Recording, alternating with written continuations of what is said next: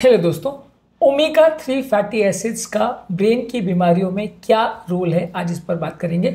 Omega 3 fatty acid जो कि fish oils में ज़्यादातर अवेलेबल होता है, कुछ वेजिटेरियन सोर्सेज जैसे फ्लैक्स सीड्स और अखरोट में भी देखने को मिलता है। ये हमारे ब्रेन की हेल्थ को काफ़ी तरह से अफेक्ट करता है। आज इन सब इश्यूज़ पर हम बात करेंगे कि किस तरह से ये हमारी ब्रेन की हेल्थ को अफेक्ट करता है, किस किस तरह से हमारी ब्रेन की बीमारियों को बढ़ाने या ठीक करने में इसका योगदान होता है। आज इस पर बात करेंगे। टॉपिक पर जाने से पहले जो लोग हमारे चैनल पर नए हैं उन्हें रिक्वेस्ट करूँगा कि चैनल को सब्सक्राइब करें, वीडियोस को लाइक करें, शेयर करें, फॉलो करें, कमेंट करें, पूरा देखें। सबसे पहले तो ओमेगा 3 फैटी एसिड्स जो कि वेजिटेरियन सोर्स में कंपेरेटिवली कम होता है, नॉन वेज सोर्स में ज़्यादा होता है, फिश में ज़्यादा होता है। ये एक काफ़ी इंपॉर्टेंट एंटीऑक्सीडेंट और एंटी इन्फ्लेमेटरी तत्व है। ब्रेन की रिलेटेड बहुत सारी बीमारियां जो है वो सूजन और इन्फ्लेमेशन से संबंधित होती हैं। इसलिए अगर किसी व्यक्ति को कोई ब्रेन का प्रॉब्लम है तो उस तरह के पेशेंट्स में ओमेगा 3 फैटी एसिड्स देने से फायदा हो सकता है। ये हमारी ब्रेन में मौजूद जो इन्फ्लेमेशन है और सूजन को कम करने का प्रयास करता है, जिससे ब्रेन में सेल्स में जो डैमेज होता है इन्फ्लेमेशन की वजह से, ऑक्सीडेटिव स्ट्रेस और इन्फ्लेमेशन की वजह से, वो कम हो जाता है। ये एक इंपॉर्टेंट मैकेनिज्म है अल्जाइमर्स और पार्किंसंस जैसी खतरनाक बीमारियों से बचाने में। ये जो एज रिलेटेड बीमारी है इसमें भी ब्रेन में सूजन हो जाती है, जिसकी वजह से ब्रेन डैमेज होने लगता है।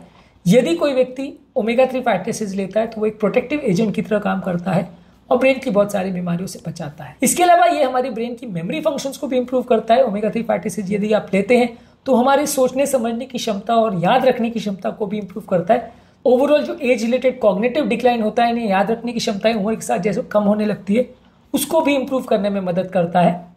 इसके अलावा ओमेगा 3 फैटी एसिड्स को ज़्यादा मात्रा में लेने में हमारे मूड को भी बेटर करता है। हमारा मूड भी इससे कंपेरेटिवली बेटर होता है।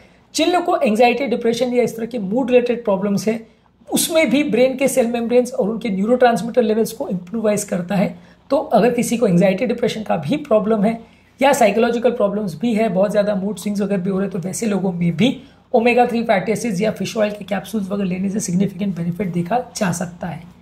इसके अलावा ये स्ट्रोक यानी लकवे की बीमारी से भी कुछ हद तक प्रोटेक्ट करता है। मैं ऐसा नहीं कह रहा हूँ कि ये अपने आप में दे दोगे तो लकवा पूरा ठीक हो जाएगा, ऐसा नहीं है, पर ओवरऑल आपकी कार्डियोवैस्कुलर हेल्थ को इंप्रूव करता है, हार्ट की हेल्थ को इंप्रूव करता है, ब्लड प्रेशर को इंप्रूव करता है, ट्राइग्लिसराइड को कम करता है, ब्रेन के ब्लड फ्लो को इंप्रूव करता है। तो कई तरह से ये ब्रेन के लकवे की बीमारी को भी कुछ हद तक कम करने में मदद करता है और लकवे के पेशेंट्स भी ब्रेन के इंप्रूवमेंट के लिए इस तरह की दवाई को ले सकते हैं।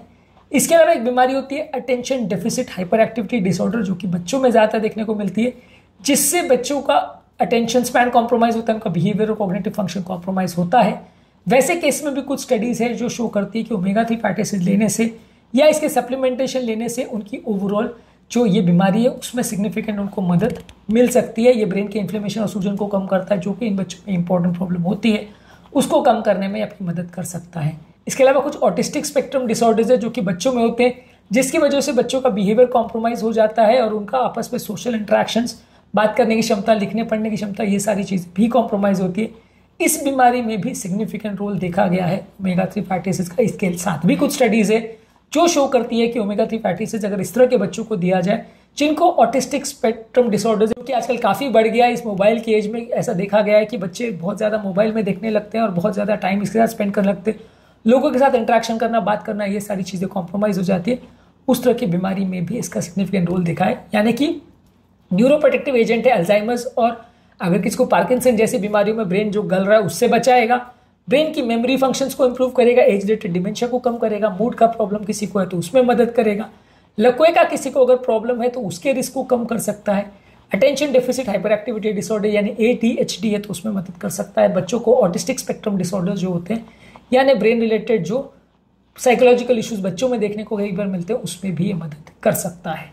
तो आज के टॉपिक में हमने बात करी, यदि किसी को ब्रेन की कोई प्रॉब्लम है तो उसमें ओमेगा 3 फैटी एसिड किस तरह से मदद कर सकते हैं, इस बारे में हमने बात करी। उम्मीद करूंगा कि आज के टॉपिक में कुछ नया जानने को मिला होगा। ब्रेन से संबंधित और भी बहुत सारे वीडियोस हमने किए हैं, जिसमें हेडेक से लेके स्ट्रोक से लेके और भी क्या क्या चीज़ों में आप क्या क्या दवाइयों का प्रयोग कर सकते हैं और क्या क्या चीज़ों से आपको मदद मिल सकती है, इस पर डिस्कशन करी है। उम्मीद करूंगा कि ये सारे वीडियोज़ आपके लिए हेल्पफुल रहेंगे। टॉपिक एंड करने से पहले जो लोग हमारे चैनल पर नए हैं उन्हें रिक्वेस्ट करूँगा कि चैनल को सब्सक्राइब करें, वीडियोज़ को लाइक करें, शेयर करें, फॉलो करें, कमेंट करें, पूरा देखें।